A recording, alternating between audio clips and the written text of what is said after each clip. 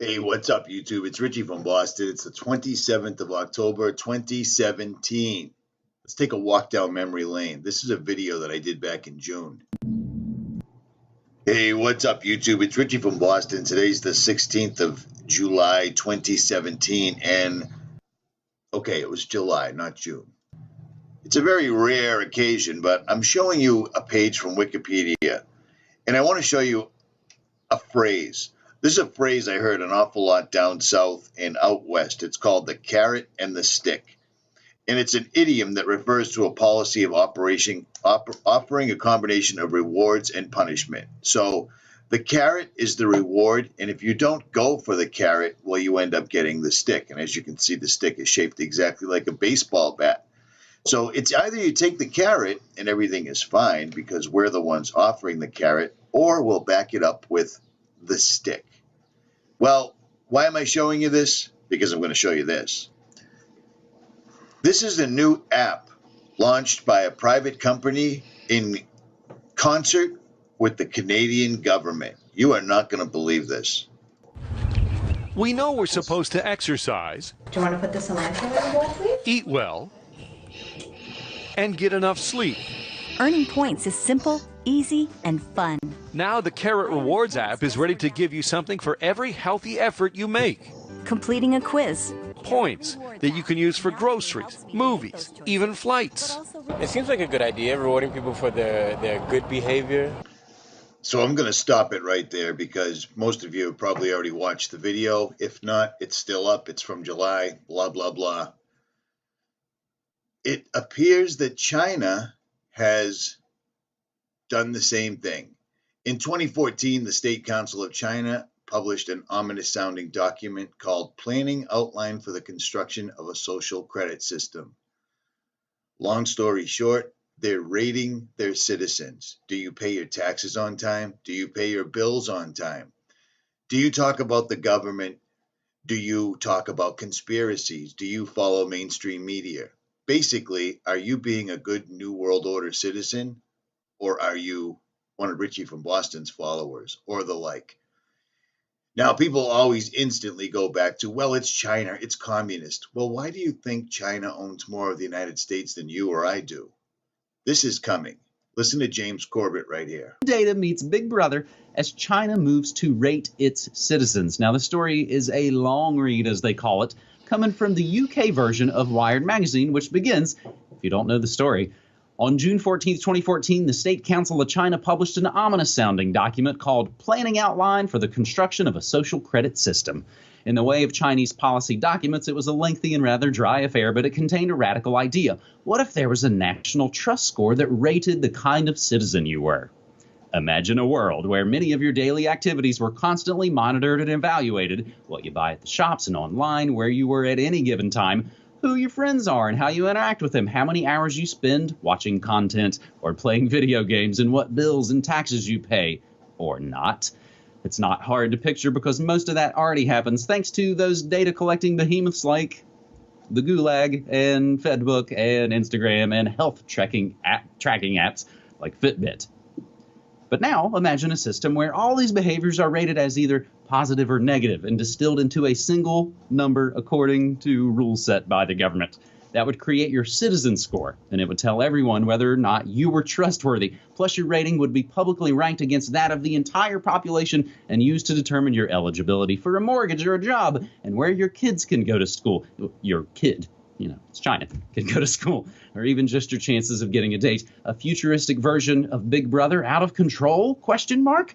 No, it's already underway in China, where the government is developing the Social Credit System, SCS, to rate the trustworthiness of its 1.3 billion citizens. For now, technically, participating in China's citizen scores is voluntary, but of course by 2020 it will be mandatory.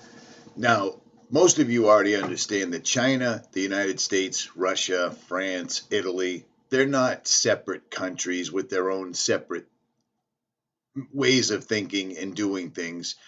They are all under the pyramid, all of them.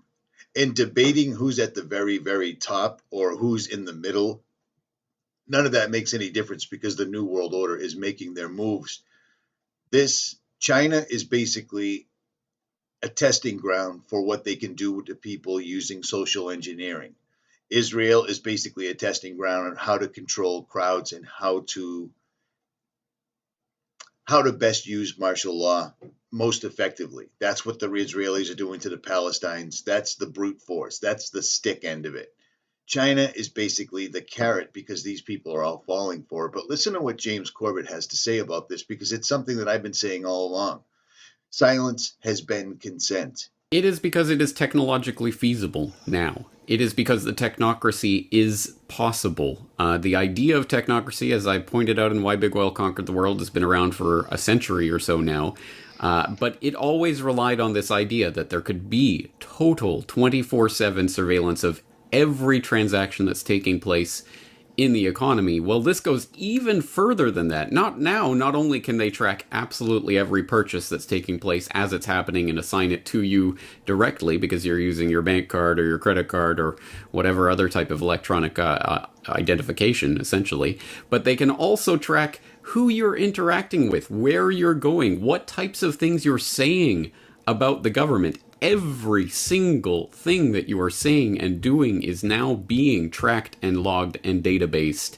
So they are now going ahead with what they've always wanted to do, which is to make it into a system whereby you are assigned points if you are good for the government, and if you are not good for the government, you are docked points, and if you get below a certain threshold, there will be ways of dealing with you. And at first, those ways of dealing with you may not be so harsh, but in the future nightmare scenario, would it be difficult to imagine how this power will be used by the worst people in society, the kakistocracy, to eliminate you from the gene pool, one way or another, because you are not a good citizen? I cannot state this seriously enough. We are at the point, as humanity, we are at the crossroads. Either we will become a free society of free human beings who will freely interact with each other, or we will live out nightmare of the boot stamping on the human face forever.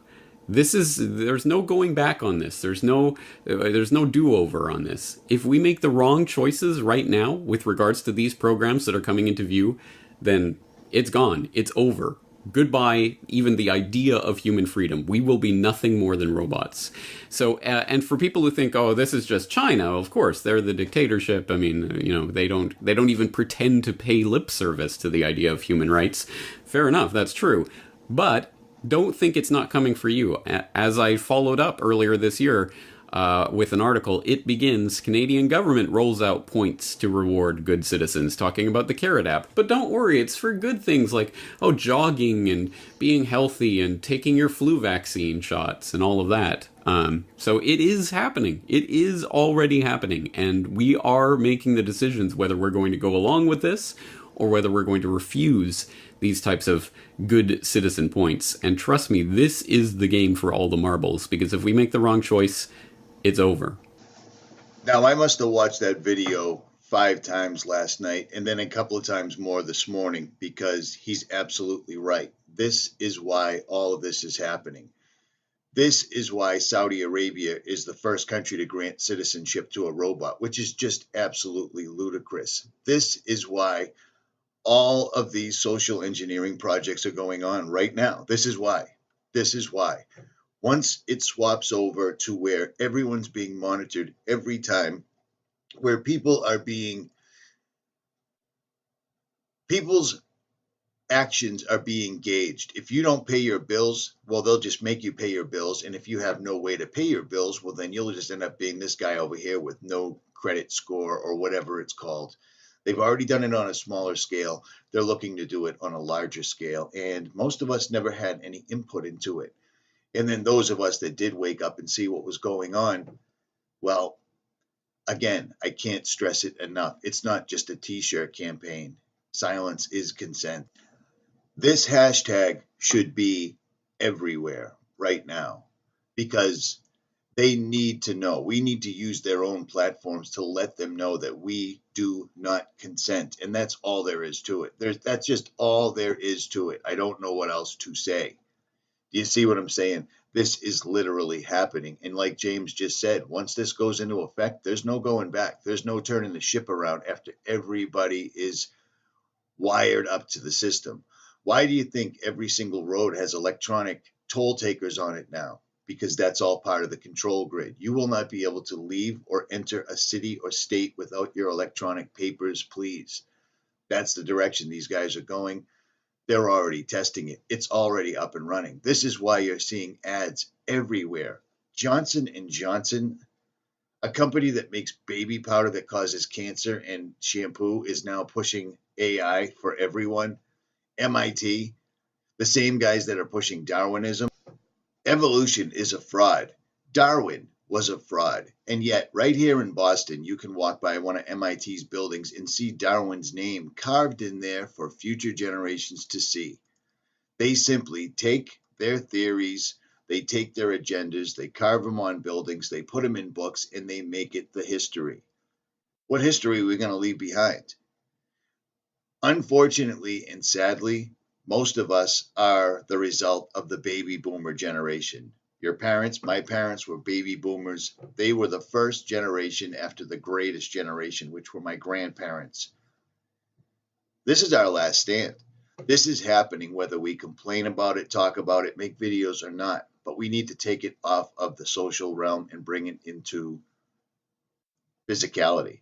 And I know. You're just trying to sell. Well, yeah, really? You think after all this time that I'd still be on here yelling, yammering, complaining, and taking all the abuse, the censorship, copyright strikes, and every other thing because I didn't care?